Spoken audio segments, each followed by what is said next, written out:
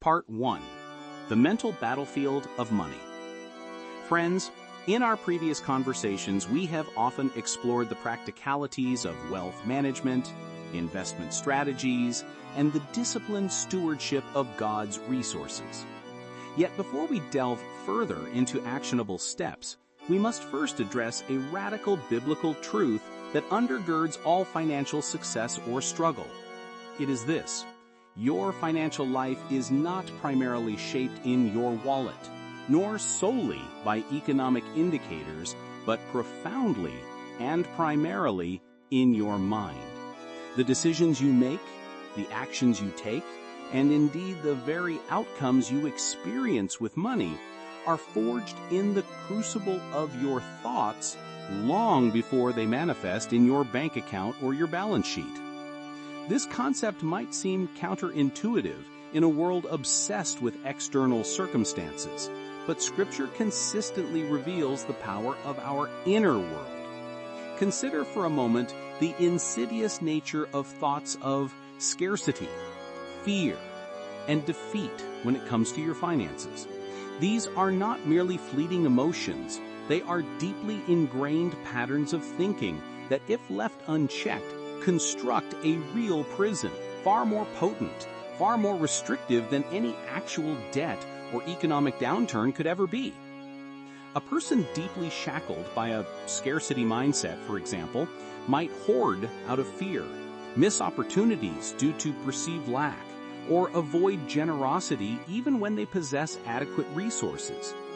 The fear of future poverty can paralyze present action, while a sense of defeat can prevent one from even attempting to improve their financial situation, convinced that all effort is futile. This internal bondage keeps individuals trapped not by external forces alone, but by the very narratives they play on repeat within their own minds. It is a psychological, even spiritual prison where the walls are built brick by brick from negative assumptions and limiting beliefs. At the very core of this understanding lies a profound scriptural principle found in the book of Proverbs, chapter 23, verse 7, which states, "As a man thinks in his heart, so is he." This verse is not merely a poetic observation. It is a foundational truth about human existence and, critically, about our relationship with wealth. When the Bible speaks of thinking in his heart, it is referring to something far deeper than superficial thoughts. It encompasses one's deepest convictions, one's inner being, the wellspring of one's will, emotions, and character. It is the core programming of who you are. It is the composite of your beliefs, your values, and your deeply held perspectives that shape your reality.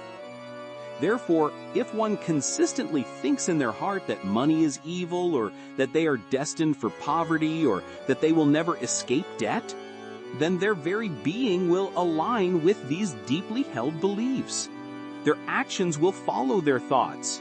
Their financial decisions, their work ethic, their investment choices, their generosity, or their lack thereof, will all be reflections of this internal programming.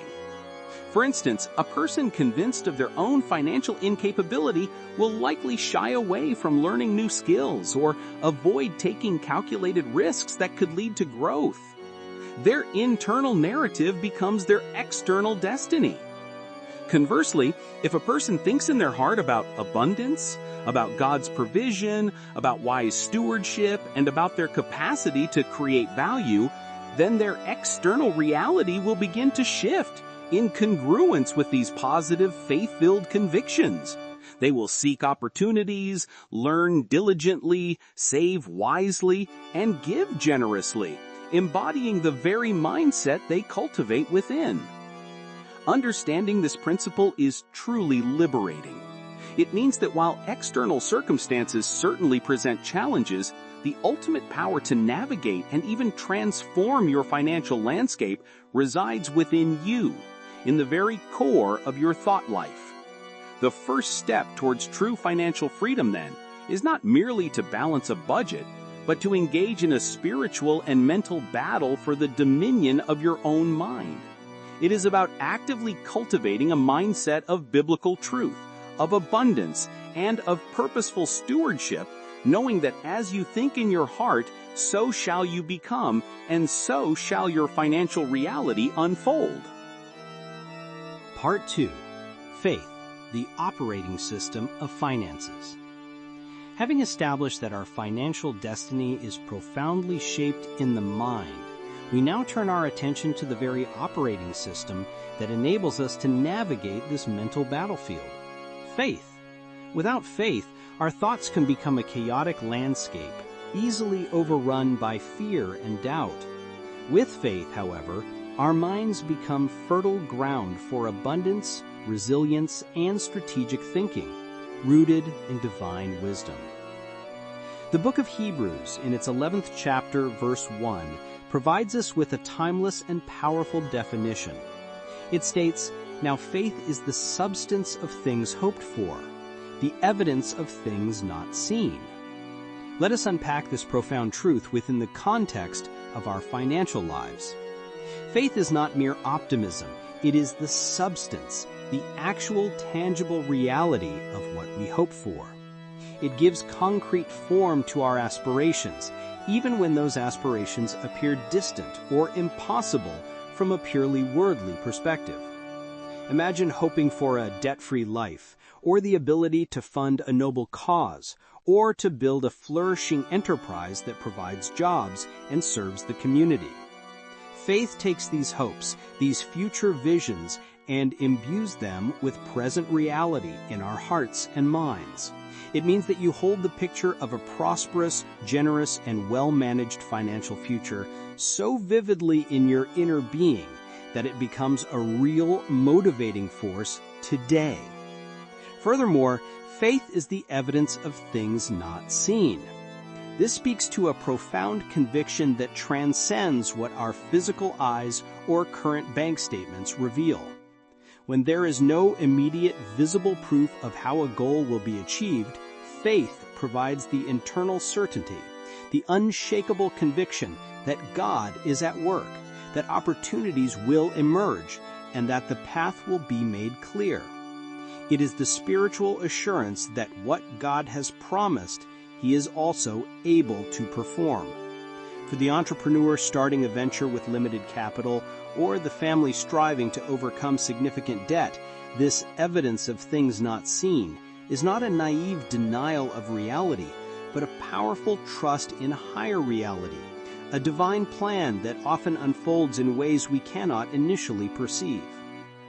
This deep-seated conviction, this faith, is precisely why long-term success in business and finance begins not with a perfectly structured spreadsheet, but with holding wealth, prosperity, and stewardship in the mind and heart first. Those who truly thrive financially, who build lasting legacies, are often those who can see the future they desire with an inner eye before it materializes outwardly. They hold a vision, not just for personal gain, but for the impact their resources can have, for the value they can create, and for the blessings they can extend. This vision, empowered by faith, drives their decisions, fuels their perseverance, and sustains them through inevitable challenges and setbacks. Consider the stark contrast between those who thrive and those who, regrettably, fold under financial pressure. Those who thrive possess a resilient mindset rooted in their faith. When faced with a market downturn, a business failure, or an unexpected expense, they do not succumb to despair. Instead, their faith becomes the bedrock upon which they stand. They view setbacks not as endpoints, but as learning opportunities, as moments to re-strategize, and as calls to lean more deeply into God's wisdom. They operate with a long-term perspective, understanding that true wealth accumulation is a marathon, not a sprint, and that God's provision is not confined to immediate gratification. They believe in possibilities, even when circumstances seem bleak, because their belief system is anchored in something greater than themselves. This brings us to another critical biblical truth found in the book of Deuteronomy, chapter 8, verse 18, which declares, "But you shall remember the Lord your God, for it is He who gives you the ability to produce wealth." This verse powerfully links our financial capacity directly to God's hand. It is not our own inherent genius, nor sheer luck, but God who endows us with the ability to produce wealth. This ability encompasses our talents, our intellect, our energy, our opportunities, and our wisdom. Faith acts as the bridge that connects us to this divine source. It is through faith that we acknowledge God as the ultimate provider and the source of all our abilities. When our financial efforts are rooted in faith, we are tapping into a power far greater than our own, empowering us not just to accumulate, but to create, to steward, and to bless. Faith, therefore, is truly the essential operating system for a thriving, God-honoring financial life. Part 3. The Power of Intentional Action. Having explored the mental battlefield of money and understood faith as its indispensable operating system, we now move to the crucial third element, the power of intentional action. It is a fundamental truth, friends, that nobody wins by accident. While divine favor and providential timing are undeniable components of success, God consistently partners with our diligence, our planning, and our committed effort. Faith is not passive. It is an active trust that propels us into purposeful engagement. The book of Proverbs, in its 21st chapter, verse 5, beautifully articulates this principle. "The plans of the diligent lead surely to advantage, but everyone who is hasty comes surely to poverty." This verse is a powerful reminder that while good intentions are a starting point, they are insufficient on their own. Diligence, which implies careful and persistent work, combined with strategic planning, is the pathway to advantage, to prosperity, and to the fulfillment of our financial goals. Hasty, impulsive decisions, on the other hand, made without thoughtful consideration or a clear strategy, almost invariably lead to financial setbacks and want. This is not a condemnation of risk-taking, but an affirmation of responsible, prayerful preparation. For a compelling biblical example of intentional action, we need look no further than the story of Nehemiah and the rebuilding of the walls of Jerusalem. Nehemiah did not simply hope for the walls to be rebuilt. He engaged in meticulous planning, prayer, and persistent effort. First, he grieved deeply over the brokenness, indicating a strong emotional connection to the problem. Then he prayed, seeking God's guidance and favor. Crucially, his prayer was followed by concrete action. He approached King Artaxerxes with a clear, well-articulated request for letters of passage, timber, and protection. He then surveyed the damage to the walls personally, assessing the scope of the project. He organized the people, assigning specific sections of the wall to different families and groups. He faced opposition with a combined strategy of prayer, vigilance, and armed defense. Every step, from the initial vision to the final placement of the last stone, was marked by intentionality, diligence, and faith-driven strategy. Nehemiah's story demonstrates that God's blessing often flows through our prepared hands and our determined will. He knew that the vision God had placed in his heart required his active participation and meticulous planning. Translating this to our personal finances, the power of intentional action manifests in the importance of setting measurable goals. Vague aspirations like, "I want to be rich," are far less effective than specific, actionable objectives such as, "I will save $3,000 for a down payment by the end of this year," or "I will pay off $5,000 of consumer debt in the next 18 months. Measurable goals provide clarity, focus, and a benchmark against which to track progress. They transform abstract desires into concrete targets, allowing us to break down large objectives into smaller, manageable steps. Every financial decision we make, no matter how seemingly small, should be viewed as a brick in the wall of our financial freedom. Just as Nehemiah's builders laid one brick at a time, each consistent saving habit, each disciplined investment, each wise spending choice contributes to the overall structure of our financial future. Deciding to put aside $20 from each paycheck, choosing to bring lunch from home instead of eating out daily, or diligently tracking expenses in a budget, these are all individual bricks.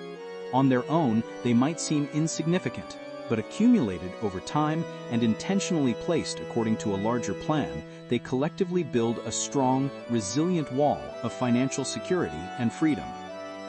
This also means understanding the cumulative effect of seemingly minor choices. A daily $5 coffee habit, while enjoyable, represents over $1,800 a year. That same amount, intentionally invested over decades, could grow substantially. The power of intentional action lies in recognizing this cumulative impact and consciously directing our resources, time, and effort towards our God-given financial objectives. It is about moving from wishful thinking to purposeful doing, aligning our actions with our faith and diligently working towards the financial freedom and capacity for generosity that God intends for us. Part 4. Breaking Hope-Stealing Myths. Our journey towards financial freedom, rooted in biblical wisdom, invariably encounters resistance. Much of this resistance comes not from external forces alone, but from pervasive, hope-stealing myths that paralyze financial progress and keep many individuals trapped in cycles of scarcity and despair. It is imperative that we identify and dismantle these unbiblical narratives, replacing them with the liberating truth of Scripture. One of the most insidious myths is the belief that the only way to be rich is to inherit it, or to get lucky. This myth subtly suggests that financial prosperity is an exclusive club, accessible only to those born into privilege or those who win some cosmic lottery. It breeds a sense of powerlessness, implying that our diligence and effort are ultimately futile. This perspective robs individuals of their agency and discourages them from investing in their own skills, education, or entrepreneurial endeavors. It fosters a victim mentality, convincing people that their current financial state is an unchangeable fate. A closely related myth is that the system is stacked against me. While genuine systemic injustices certainly exist in the world and deserve our attention and reform, this myth, when applied broadly to personal finance, can become a convenient excuse for inaction. It suggests that external forces are so overwhelming that individual effort is pointless. This mindset can prevent someone from even attempting to learn about budgeting, investing, or debt reduction because they are already convinced that the game is rigged. It short-circuits personal responsibility and cultivates resentment rather than resourcefulness. Perhaps the most damaging myth, particularly within Christian circles, is the idea that the wealthy can't be godly, or that there is an inherent spiritual danger in possessing significant resources. This myth often conflates money with evil, implying that piety demands poverty. It creates a false dichotomy between spiritual devotion and financial prosperity, leading some to subtly or even overtly sabotage their own financial growth out of a misguided belief that it is more spiritual to be poor. This misunderstanding stems from a misinterpretation of Scripture, often selectively quoting verses without considering the full biblical context. Let us counter these hope-stealing myths with profound biblical truths. Firstly, the Bible consistently emphasizes diligence, hard work, and wise stewardship as pathways to prosperity, not just inheritance or luck. The book of Proverbs, in its 10th chapter, verse 4, clearly states, "Lazy hands make for poverty, but diligent hands bring wealth." This truth underscores that God blesses effort, creativity, and prudent management. We are called to be faithful with what we are given, to cultivate our talents, and to work with excellence, knowing that our labor has dignity and purpose. Secondly, regarding the idea of the system being stacked, while acknowledging societal challenges, we must cling to the truth of God's sovereignty and His power to grant us the ability to produce wealth. We revisit the powerful declaration in the book of Deuteronomy, chapter 8, verse 18. "But you shall remember the Lord your God, for it is He who gives you the ability to produce wealth." This verse is a direct counter to the system is stacked narrative. It reminds us that our ultimate source of provision and ability is God Himself. He equips us, opens doors, provides insights, and empowers us to overcome obstacles. Even in challenging environments, God can grant wisdom and favor that enable His people to thrive.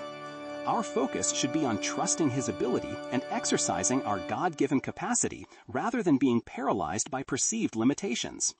Finally, and most critically, we must unequivocally state that idolatry, not money itself, is the true enemy. The Apostle Paul, in his first letter to Timothy, chapter 6, verse 10, warns us, "For the love of money is a root of all kinds of evil, for which some have strayed from the faith in their greediness and pierced themselves through with many sorrows." Notice, it is not money, but the love of money, the idolatrous worship of it, that is the root of evil. Money is a tool, a resource, and a means by which we can bless others, expand God's kingdom, and meet legitimate needs. When money becomes our God, our ultimate source of security, or the object of our deepest desires, then it becomes destructive. But when held in its proper place, as a resource entrusted to us by God for stewardship and generosity, it is a blessing. Breaking these myths requires a conscious, daily renewal of our minds with biblical truth. It requires rejecting victimhood and embracing personal responsibility, diligence, and faith in God's provision. It means understanding that financial prosperity, rightly stewarded, is a powerful means to serve God and humanity, not a spiritual hindrance. It is about understanding that true freedom comes when we recognize God as the source of all wealth, and our hearts are aligned with His purposes, regardless of our net worth. Part 5. The unshakable law of sowing and reaping. As we continue to build a robust framework for biblical financial wisdom, we arrive at an immutable principle that governs not only our spiritual lives, but profoundly impacts our financial destinies: the unshakable law of sowing and reaping. This principle, clearly articulated in Scripture, serves as a cornerstone for understanding cause and effect in the realm of wealth. The Apostle Paul, writing in his letter to the Galatians, chapter 6, verse 7, declares, "Do not be deceived. God cannot be mocked. Whatever a man sows, that he will also reap." This is not merely a suggestion or a hopeful aspiration. It is a divine law, as consistent and predictable as the laws of nature. Just as gravity consistently pulls objects downward, the law of sowing and reaping consistently ensures that our actions, our efforts, our attitudes, and our resources will yield a corresponding return. Applied to finances, this means that every decision, every habit, every investment, or lack thereof, is a seed planted, and it will inevitably produce a harvest of its kind. To truly grasp this concept, let us consider the agricultural parallel that the Bible frequently employs. When a farmer desires a harvest of corn, he does not plant wheat. He meticulously prepares the soil, selects quality corn seeds, plants them diligently, waters them consistently, and protects them from pests. He understands that there is a direct, undeniable relationship between what he plants and what he will eventually gather. He also understands that the harvest does not appear overnight. It requires patience, consistent effort, and a trust in the natural process. In the same way, financial success is rarely an instantaneous event. It is the culmination of countless small, consistent sowings over time. Think of it this way. What financial seeds are you planting today? Are you sowing seeds of consistent saving, diligent budgeting, wise investing, and continuous learning? Or are you inadvertently sowing seeds of impulsive spending, unmanaged debt, financial procrastination, and a lack of planning? The harvest you experience tomorrow will be a direct reflection of the seeds you are planting today. If you consistently sow seeds of discipline and foresight, you can anticipate a harvest of financial stability and increased capacity.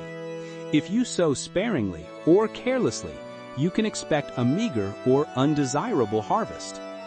This brings us to a specific warning found in Paul's second letter to the Corinthians, chapter 9, verse 6, where he writes, "Remember this, whoever sows sparingly will also reap sparingly, and whoever sows generously will also reap generously."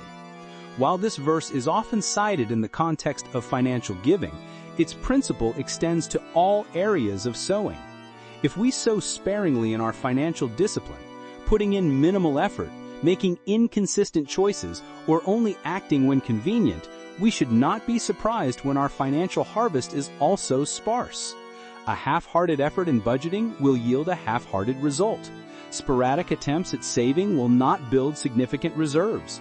Limited investment in one's skills or financial education will naturally limit one's earning potential. Therefore, the importance of sowing excellence, generosity, and diligent work cannot be overstated. Sowing excellence means bringing our best effort to our work, continually developing our skills, and striving for quality in all we do. This excellence often leads to increased value, which in turn leads to greater earning potential and opportunities. Sowing generosity means cultivating a heart that gives freely of its resources, time, and talent, knowing that God is the ultimate provider and that cheerful giving unlocks further blessings. This principle is not a magical formula for prosperity, but a reflection of God's character and His design for abundance to flow through open, generous hands.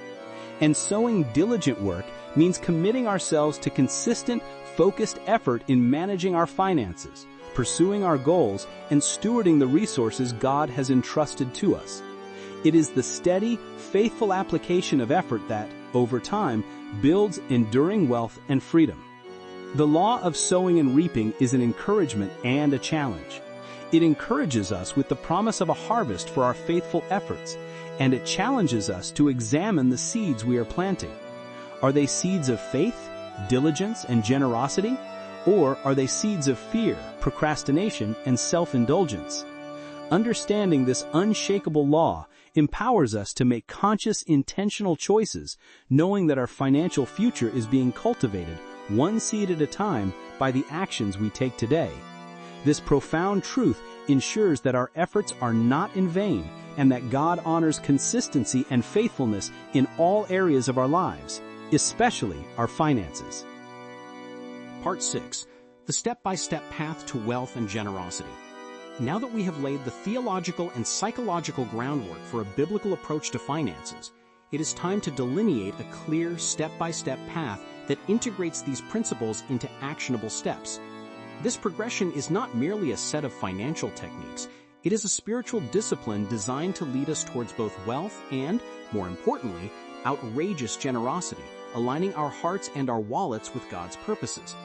The very first step on this path is financial planning.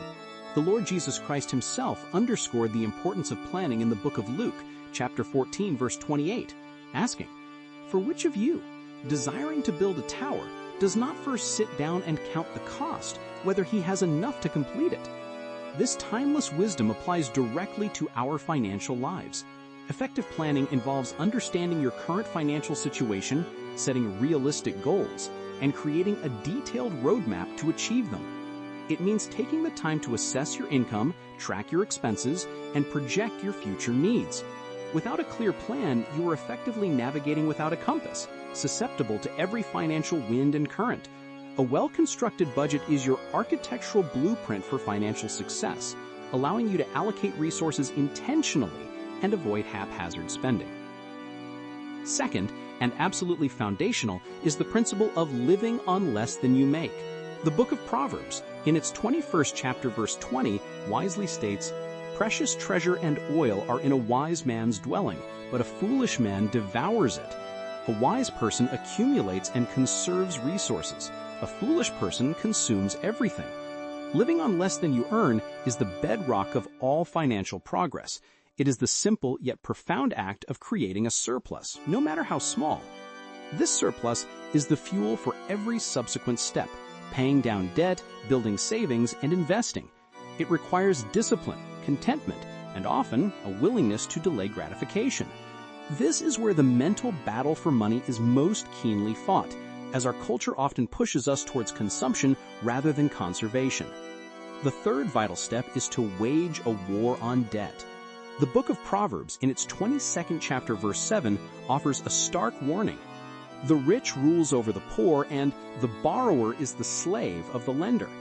Debt, especially high-interest consumer debt, acts as a severe impediment to financial freedom and an enemy of generosity. It robs you of future income, limits your choices, and can create immense stress. A strategic approach to debt elimination involves listing all debts, prioritizing them, often by interest rate, known as the debt snowball or debt avalanche method, and aggressively allocating your surplus from living on less than you make towards paying them off. This is not merely a financial strategy, but a pursuit of liberation from financial bondage.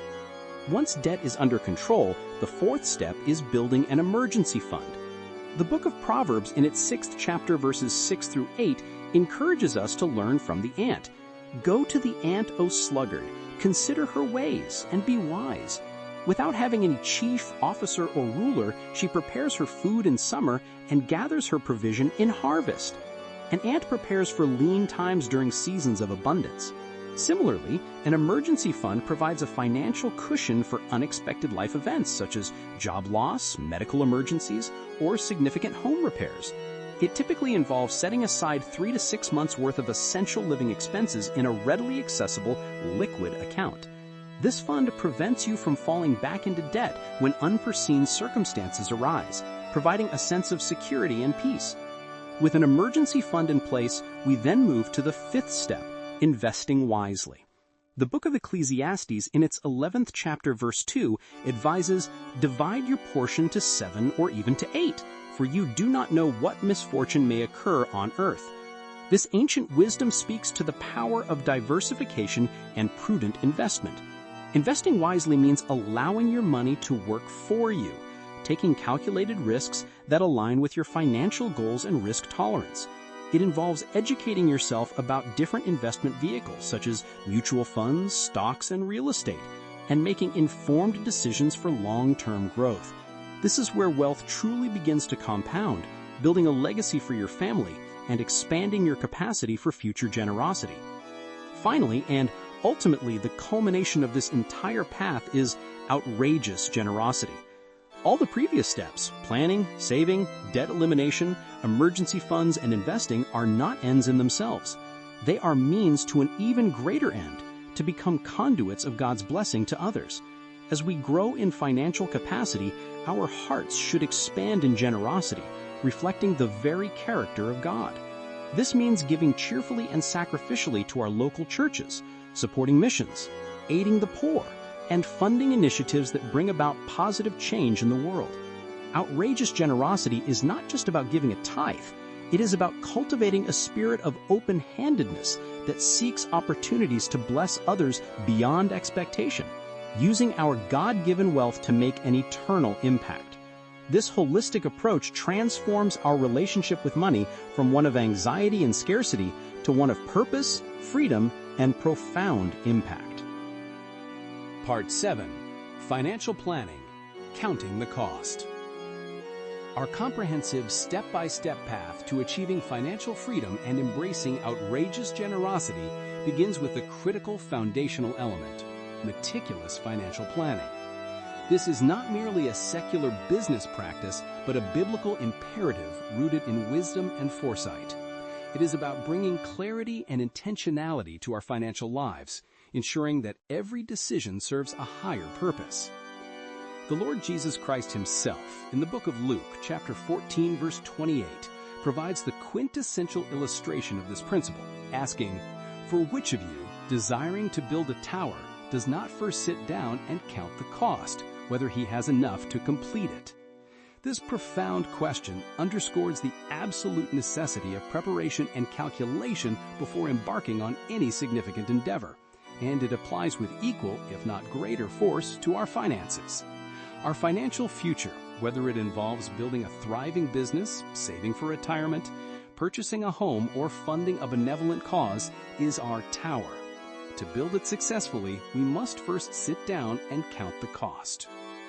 The initial steps of financial planning are all about gaining clarity. This means understanding with absolute precision your current financial landscape. It involves a thorough inventory of your income from all sources and a detailed accounting of your expenses, both fixed and variable. Many people operate with a vague idea of their financial situation, relying on approximations and hopes. However, clarity demands concrete data. This initial phase requires us to look honestly at where our money is coming from and, perhaps more challenging, where every single dollar is actually going. This leads directly to the core tool of financial planning, budgeting. A budget is not a restrictive straitjacket designed to prevent enjoyment. Rather, it is a strategic roadmap for your money. It is a detailed plan that allocates every dollar of your income to specific categories: giving, saving, debt repayment, and spending. By creating and diligently following a budget, you gain control over your money instead of letting your money control you. It becomes a reflection of your values and your goals, allowing you to prioritize what truly matters. For example, if generosity is a core value, your budget will intentionally allocate funds for giving. If debt freedom is a primary goal, your budget will direct extra resources towards accelerated debt repayment. Knowing exactly where every dollar goes is the empowering outcome of this proactive approach. This level of detail requires discipline, perhaps utilizing budgeting apps, spreadsheets, or even a simple pen and paper to track all transactions. When you track every expense, you eliminate the mystery of where did all my money go. You gain insights into your spending habits, identify areas where you might be overspending unintentionally, and discover opportunities to reallocate funds towards your financial goals. This transparency transforms financial anxiety into confident decision-making, as you are no longer guessing but operating with concrete information. This proactive, detailed approach to financial planning, rooted in Luke chapter 14, verse 28, is absolutely essential for avoiding get-rich-quick pitfalls. The allure of instant wealth often preys on the lack of a clear plan and a desire for immediate gratification.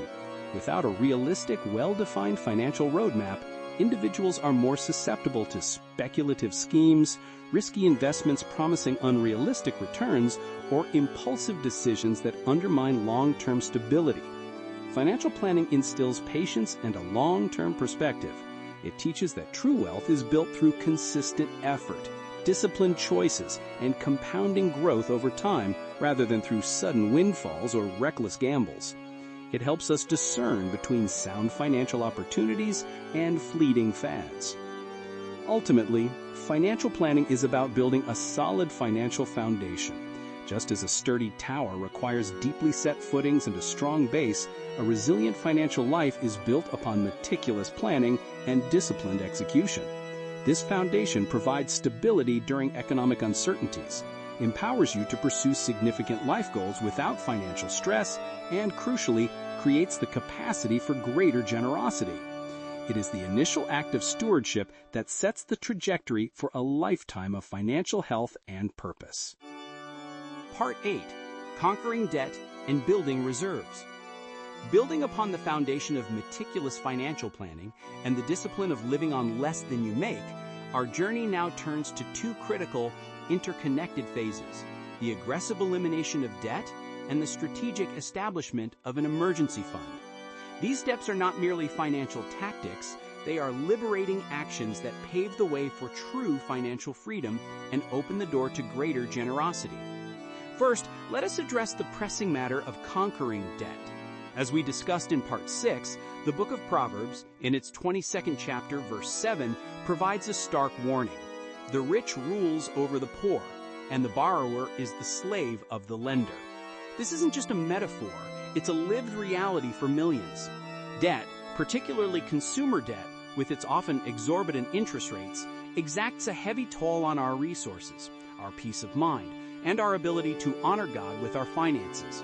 It binds us to past decisions and restricts our future choices. The journey to becoming debt-free often feels daunting, but it is entirely achievable with intentionality and discipline.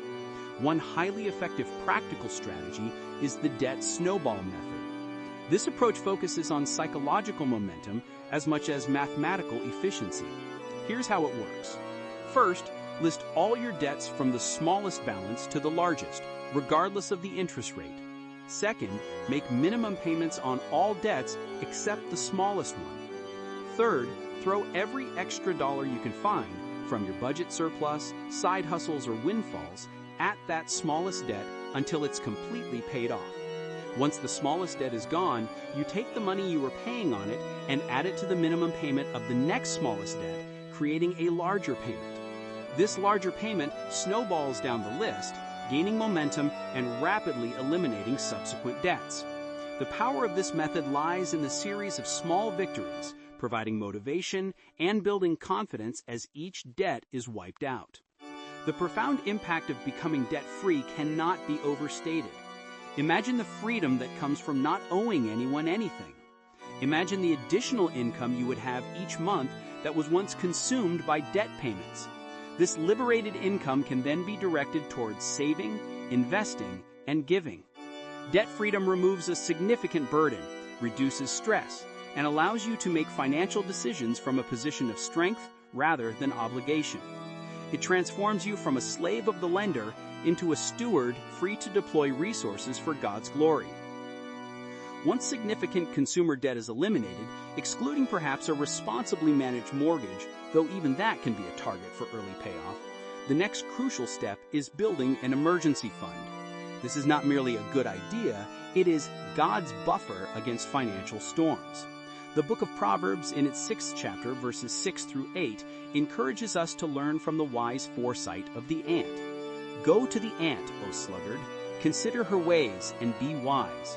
Without having any chief, officer, or ruler, she prepares her food in summer and gathers her provision in harvest. The ant does not wait for winter to gather food, it prepares during the season of abundance. An emergency fund serves as your financial provision for those unexpected, unavoidable life events that inevitably occur. These might include job loss, significant medical bills, sudden car repairs, or unforeseen home maintenance issues. Without an emergency fund, such crises often force individuals back into debt, undoing all their hard-won progress. However, with a properly funded emergency reserve, typically 3 to 6 months' worth of essential living expenses held in a liquid, easily accessible account like a savings account, these crises are transformed from potential catastrophes into mere inconveniences. This fund acts as a shock absorber, absorbing the blow of unexpected expenses without derailing your financial plan. It protects your investments, prevents you from selling assets at a loss, and most importantly, offers profound peace of mind. Knowing that you have a safety net allows you to weather economic downturns or personal setbacks with confidence, trusting in God's provision and the wise stewardship you have exercised. This is not about hoarding wealth, it is about responsible provision, building resilience, and honoring God by being prepared, just as the diligent ant prepares for the inevitable winter. Conquering debt and building an emergency fund are foundational acts of financial maturity that empower us to live more freely, give more generously, and walk more securely in God's provision. Part 9. Investing for Sustainable Growth and Impact. With a solid financial plan in place, a diligent effort to live on less than you make, consumer debt conquered, and a robust emergency fund established, we now arrive at a pivotal stage in our financial stewardship journey, investing for sustainable growth and impact. This is where our resources, entrusted to us by God, begin to work diligently on our behalf, multiplying not for selfish gain, but with a profound purpose to bless others and further God's kingdom.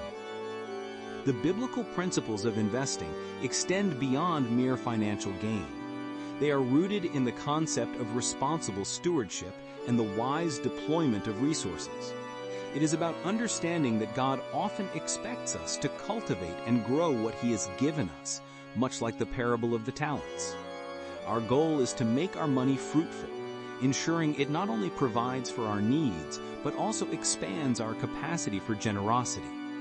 A cornerstone biblical principle for investing wisely can be found in the book of Ecclesiastes, chapter 11, verse 2, which advises, "Divide your portion to 7, or even to 8, for you do not know what misfortune may occur on earth." This ancient counsel speaks directly to the wisdom of diversification. Just as a farmer would not plant his entire crop in a single field, risking total loss to a single pest or drought, we should not put all our financial eggs in one basket.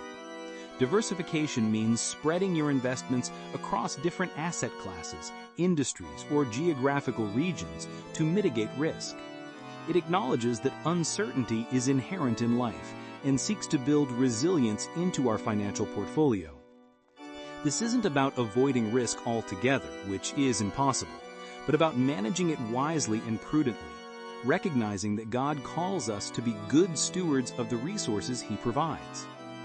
For many, the practical starting point for investing is through retirement accounts. Vehicles such as a 401k through an employer or an individual retirement account, known as an IRA, offer significant tax advantages that can accelerate the growth of your investments over decades. These accounts are specifically designed for long-term savings, encouraging consistent contributions that compound over time, leveraging the power of time and consistent growth. Contributing regularly, even small amounts, can lead to substantial wealth accumulation due to compounding interest, where your earnings begin to earn their own earnings. This is a foundational step, often providing accessible and diversified options through employer-sponsored plans. As one gains experience and builds further financial capacity, expanding into other investment vehicles becomes appropriate. Index funds are an excellent option for diversified, low-cost investing. An index fund is a type of mutual fund or exchange-traded fund, known as an ETF, with a portfolio constructed to match or track the components of a financial market index, such as the S&P 500. By investing in an index fund, you gain immediate diversification across hundreds or even thousands of companies without having to pick individual stocks. This approach aligns well with the Ecclesiastes principle, spreading risk broadly across the market. Real estate is another avenue for investment that many find appealing. This can range from investing in one's primary residence to purchasing rental properties or even participating in real estate investment trusts, known as REITs. Real estate can provide both income from rent and capital appreciation over time, though it often requires more active management or a larger initial capital outlay. It's crucial, as with all investments, to conduct thorough research, understand the market, and assess the risks involved. It is absolutely vital to emphasize that the ultimate goal of biblical investing is not the pursuit of flashy wealth for personal indulgence or social status. The Bible consistently warns against the dangers of materialism and the love of money. Instead, our objective is sustainable growth for a higher purpose. We seek to build resources not just to secure our own future, but to create a lasting capacity to bless others, support kingdom work, and contribute positively to our communities. Sustainable growth implies a long-term perspective, patience, and a resistance to get-rich-quick schemes that often end in disappointment. It's about building a robust financial engine that can consistently generate resources, allowing us to be outrageously generous without compromising our own financial stability. When our investments grow, so does our ability to give, to serve, and to make a tangible impact in the world, becoming faithful stewards of the abundance God provides. This transformation of perspective, from self-centered accumulation to God-centered deployment of resources, is the true essence of biblical investing. Part 10. Outrageous Generosity, the Pinnacle of Stewardship. Having meticulously planned our finances, diligently lived on less than we earn, decisively conquered debt, prudently built an emergency fund, and wisely invested for sustainable growth, we now arrive at the culminating purpose of this entire journey: outrageous generosity. This is not merely an optional add-on. It is the ultimate expression of biblical stewardship, the pinnacle towards which all prior steps are designed to lead. It transforms our relationship with money from one of accumulation to one of active blessing, reflecting the very heart of God. The Apostle Paul, writing in his second letter to the Corinthians, chapter 9, verse 7, encapsulates the spirit of this giving. Each one must give as he has decided in his heart, not reluctantly or under compulsion, for God loves a cheerful giver. This verse reveals that the attitude behind our giving is as crucial as the amount. Outrageous generosity stems from a heart that is not coerced or obligated, but willingly and joyfully participates in God's work. It is a decision made in faith, recognizing God as the ultimate provider and understanding that everything we possess is ultimately His. Such giving is a privilege, a demonstration of trust, and an act of worship. Furthermore, the Lord Jesus Himself, as recorded by the Apostle Paul in the book of Acts, chapter 20, verse 35, declared a profound truth. It is more blessed to give than to receive. This countercultural statement reverses the world's conventional wisdom. While receiving brings temporary satisfaction, giving, especially sacrificially and generously, unlocks a deeper, more enduring blessedness. This blessing is not always financial. It often manifests as joy, peace, purpose, and the profound satisfaction of being an instrument of God's love and provision for others. The power and purpose of outrageous generosity are transformative, extending far beyond the immediate transaction. It transforms families by instilling values of selflessness, compassion, and stewardship across generations. When children witness parents giving intentionally and cheerfully, they learn that money is not just for personal consumption, but for impacting the world for good. It can break generational chains of scarcity thinking and selfishness, replacing them with a legacy of open-handedness and faith. Generosity profoundly impacts communities. Churches are sustained, outreach programs are funded, humanitarian needs are met, and societal problems are addressed when people commit to giving generously. From local food banks to international mission efforts, outrageous generosity fuels initiatives that bring hope, healing, and justice to a broken world. It demonstrates Christ's love in tangible ways, building up both individuals and institutions.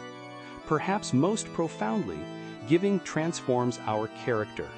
It is the sharpest sword against the chains of selfishness, greed, and materialism that so easily ensnare us.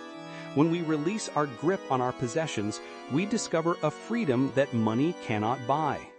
Generosity cultivates humility, empathy, and a dependence on God rather than on our accumulated wealth. It shifts our focus from "what can I get" to "what can I give?" This spiritual discipline reorients our hearts, drawing us closer to God and aligning our priorities with His. It reduces anxiety about money, replacing it with the joy of participating in God's redemptive plan. It is crucial to understand that generosity is not just for millionaires or those with vast sums of wealth. While their giving can certainly have a significant impact, the principle of outrageous generosity applies to everyone, regardless of their income level. A few dollars given with a cheerful heart by someone of modest means can be just as impactful in the eyes of God as a large sum from the wealthy. It's about proportion and heart attitude, not merely the quantity. For example, it could be a consistent 10% of a modest paycheck, a sacrificial gift of time and skill, or a purposeful decision to share resources with a struggling neighbor. The previous steps of budgeting and living on less than you make ensure that generosity becomes intentional, a planned allocation rather than an afterthought or a response to compulsion. In essence, outrageous generosity is the heartbeat of the entire process. Every step, from counting the cost to eliminating debt to investing wisely, is ultimately designed to create the capacity and cultivate the heart for this ultimate act of stewardship. Without generosity, all the financial wisdom and discipline risk becoming mere self-serving accumulation. With it, our finances become a powerful tool in God's hands, a means to bring glory to His name and extend His kingdom on earth. This is the profound joy and purpose of biblical financial management, transforming us into faithful stewards who truly live out the blessedness of giving.